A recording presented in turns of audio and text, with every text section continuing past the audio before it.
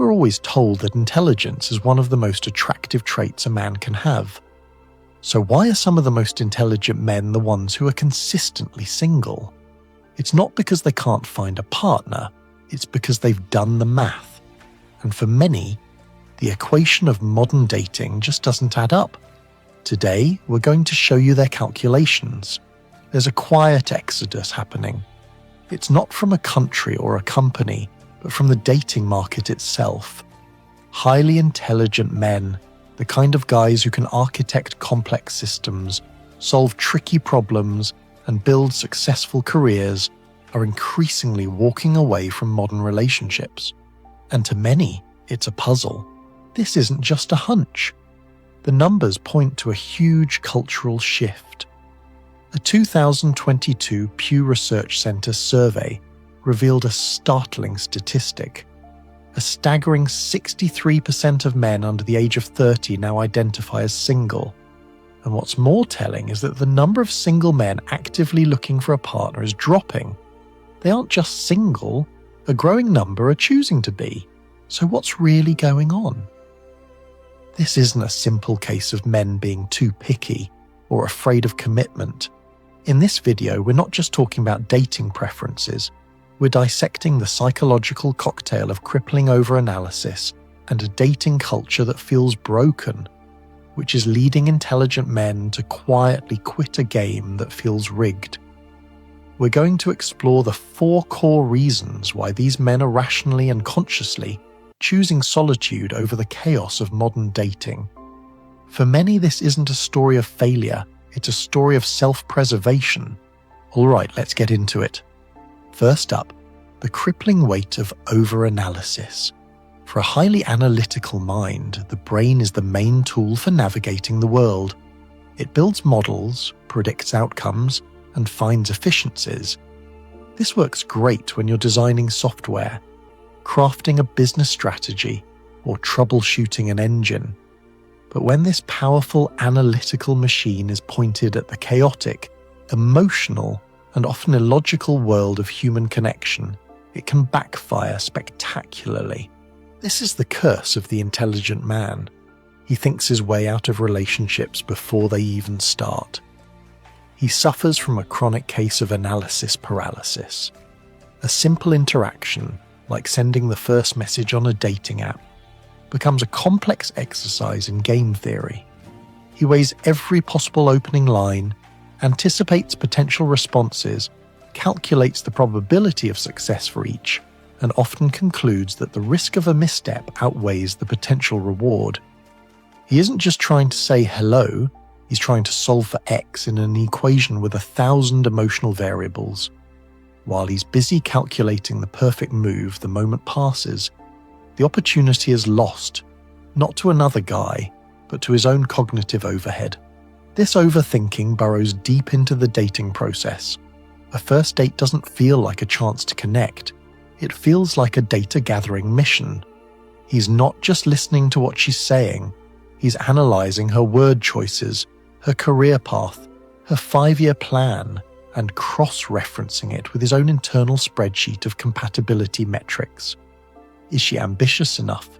Is she emotionally stable? Do our long-term goals align with a statistically significant probability? It transforms a romantic endeavour into an intellectual one, stripping it of the spontaneity and vulnerability needed for a real bond to form. This is where we see what psychologists call an emotional intelligence gap. A man can have a genius-level IQ, but a surprisingly underdeveloped ability to navigate the world of feelings, both his and others. Research consistently shows that high emotional intelligence, EQ, not IQ, is the key predictor of relationship success. Couples with higher EQ are better at managing conflict, communicating their needs, and staying close. But the intelligent man, who is used to the logic and order of intellectual work, can find the ambiguous, messy nature of emotions deeply frustrating. He might try to solve a partner's sadness like a logic puzzle or debug an argument instead of just offering empathy. This analytical approach inevitably leads him to set impossibly high standards. When you analyze every potential partner like a business merger, you will always find flaws. You'll always find risks. His mind, trained to spot weaknesses and points of failure, just does its job too well. He's not necessarily looking for a supermodel who is also a Nobel laureate. His standards are more about mitigating risk. He overanalyzes a potential partner's past, present, and future, looking for red flags that might predict future conflict or instability. The result? Almost everyone gets filtered out.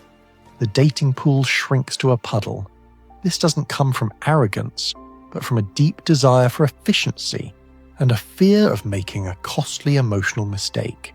He sees a bad relationship as a massive drain on his time, energy, and peace. And his analytical brain tells him it's a bad investment, so he opts out, not because he thinks he's too good for everyone, but because the cost-benefit analysis just doesn't justify the risk. The second reason intelligent men are walking away is that they've analysed the system of modern dating and concluded it's fundamentally broken. For a logical mind that thrives on fairness, clear rules, and a decent return on effort, the current landscape dominated by dating apps feels like a rigged game. One designed for frustration, not connection. Let's start with the simple concept of effort versus reward. In business or finance, an intelligent person would never repeatedly pour resources into something that yields punishingly low returns. Yet, this is exactly what modern dating asks of many men. Take a look at the numbers on popular dating platforms. It's widely observed that men often dramatically outnumber women. According to recent data, some of the largest platforms have a gender ratio where approximately 75% of users are male. This creates an environment of extreme competition. For the average man, the result is an experience of near constant rejection.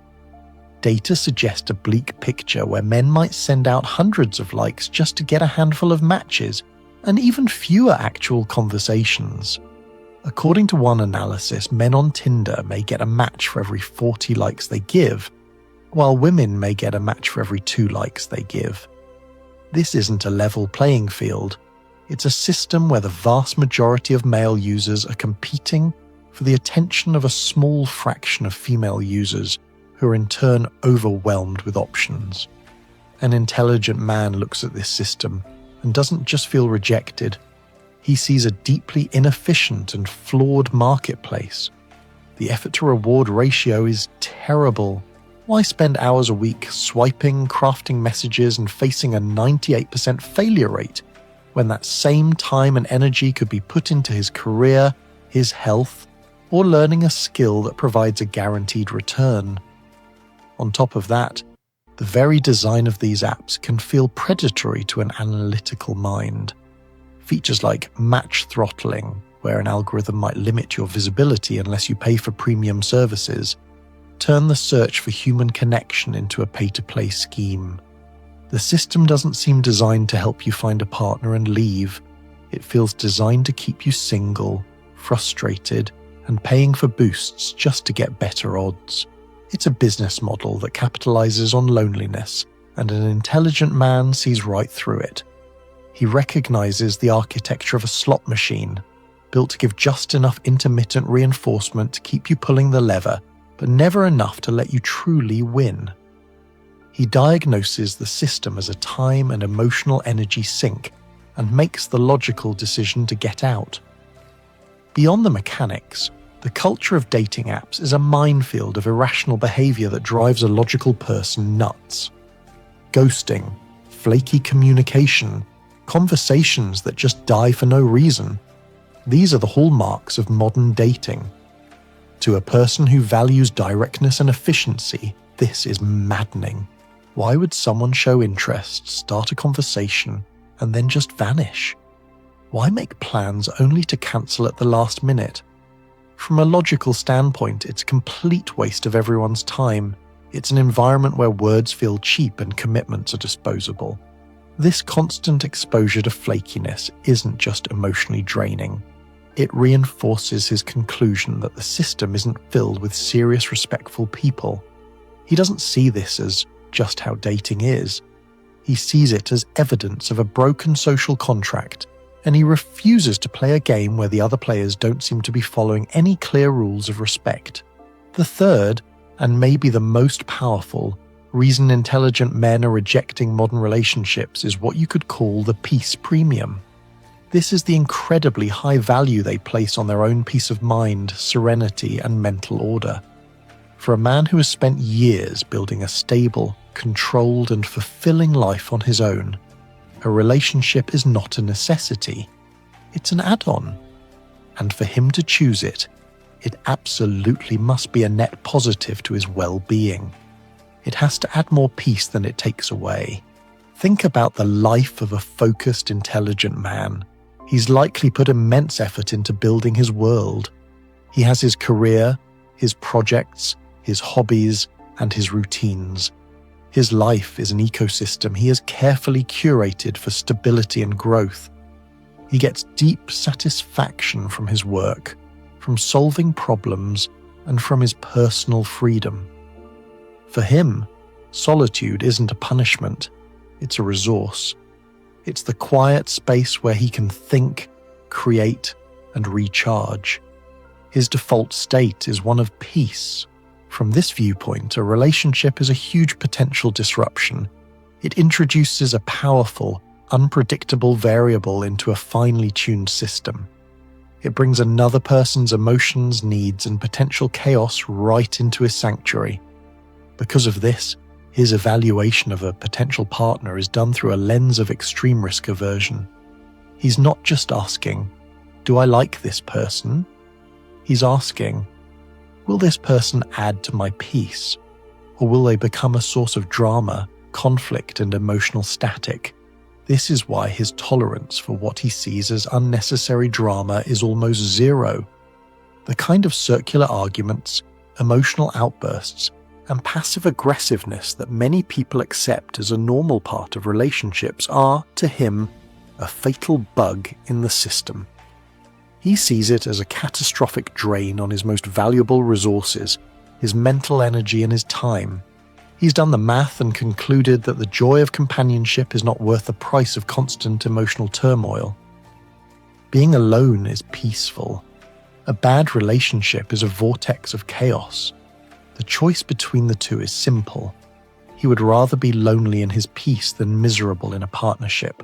This mindset is often completely misinterpreted. People might label him as unemotional, aloof, or scared of commitment. But from his point of view, it's the most rational decision in the world. He's not rejecting love or intimacy. He is rejecting conflict. He is rejecting instability. He is applying a premium, a peace premium, to his mental and emotional state, and he's not willing to sell it cheaply. This is why first impressions and early dates are so critical. He is watching, analyzing, and looking for early signs of future conflict. A partner who is always late, who communicates poorly, who thrives on drama with friends, or who seems to have a new crisis every week is immediately flagged as a high-risk investment. He sees the dynamics of a relationship as hardening very quickly, like wet cement. Any patterns of disrespect, instability, or conflict that show up at the beginning will likely become permanent features.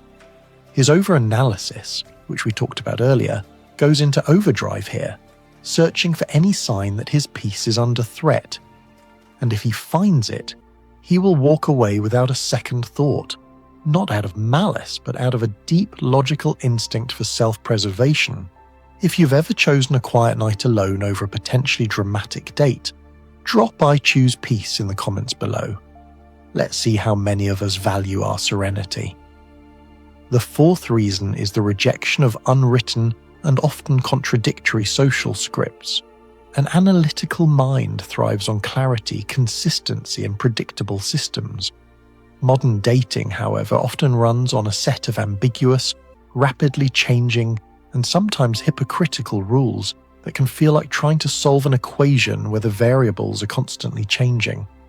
For the intelligent man, this isn't just confusing, it's illogical. Think about the shifting landscape of gender roles. Men today are often expected to embody a confusing blend of traditional and modern ideals. They're told to be strong and decisive, but not dominant or toxic.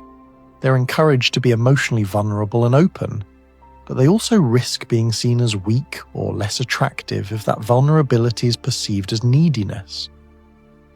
They're often still expected to be the primary initiator, to make the first move, plan the dates, and drive the relationship forward, while at the same time being perfectly egalitarian. To a logical person, these aren't nuanced expectations, they are paradoxes. It feels like being asked to be hot and cold, hard and soft, a leader and follower all at once. This creates a state of deep uncertainty. If the rules are unclear and the goalposts are always moving, how can you possibly figure out a winning strategy? The fear of a misstep is huge. In today's high-stakes social climate, a poorly phrased compliment or a misunderstood advance can lead to being labelled creepy or worse. The rational response to a game with vague rules and severe penalties is simple. You don't play. It's a calculated withdrawal from a system that feels designed for failure. This also extends to the performative nature of modern dating. The pressure to create a perfect online persona, the flawless photos, the witty bio, the highlight reel of an exciting life on social media, feels deeply inauthentic to many intelligent men. They see it as a kind of false advertising. They want to connect based on substance, ideas, and real personality. But the system often prioritizes looks and shallow signals of status. This performance is mentally exhausting and feels like a total waste of time. He's not interested in winning someone over with a carefully built facade. He wants to be valued for who he actually is. When the market demands a performance he finds illogical, he simply refuses to go on stage. Interestingly, while some men are withdrawing from this confusion, others are adapting in a counterintuitive way by embracing vulnerability. A 2024 dating trend report from Bumble noted that about a quarter of men globally, 31% in the US, have actively changed their behavior to be more open and vulnerable with partners. This shows a split in strategy. Some men are logically opting out of the confusing game, while others are trying to rewrite the rules by leading with authenticity, hoping to create a safer space for genuine connection. For many, though, feeling safe enough to be vulnerable is a luxury the current dating environment doesn't afford. So after looking at these 4 points, the overanalysis, the broken system, the peace premium, and the illogical scripts, we have to ask the main question again. Are these intelligent men really rejecting relationships? Or are they rejecting the noise, the drama, the low return on effort, and the shallow connections that modern dating so often offers? This is the key to understanding this phenomenon. This is not about a fear of intimacy or an inability to love. It is a rational, conscious choice to protect their most valuable assets, their time, their mental energy, and their internal peace. They aren't running from love. They are protecting their standards in a world that seems to be lowering them. They are refusing to play a game that feels rigged, not because they're sore losers, but because they're smart enough to see when a game isn't worth playing. The man who walks away from this system isn't broken. He's a strategist. He has analysed the current market and decided that the available options don't meet his minimum requirements for a healthy, fulfilling partnership. He's choosing the quiet contentment of his own company over the high probability of a chaotic and draining relationship. It's a calculated, strategic retreat to wait for better conditions, or to build a life so fulfilling on its own that a relationship becomes a nice-to-have, not a must-have. So when you put it all together, the modern intelligent man's withdrawal from the dating scene isn't a mystery. It's a logical response to a very specific set of conditions. It's driven by a mind that overanalyzes the emotional landscape, a rational look at a dating system with a terrible effort to reward ratio, a fierce commitment to protecting his peace, and a refusal to play by confusing and contradictory social rules. For an intelligent man, being single isn't a sign of being unwanted. It's often a sign of having standards that can't be met by a culture that values clicks over connection. They aren't rejecting love itself, but the modern marketplace where it's being sold. If this video resonated with you, share your own experience in the comments below. What's the biggest reason you've taken a step back from the dating world? Your insight could help someone else feel understood, and if you want to keep exploring the psychology of modern life, make sure you subscribe and hit the bell so you don't miss our next video. Thanks for watching.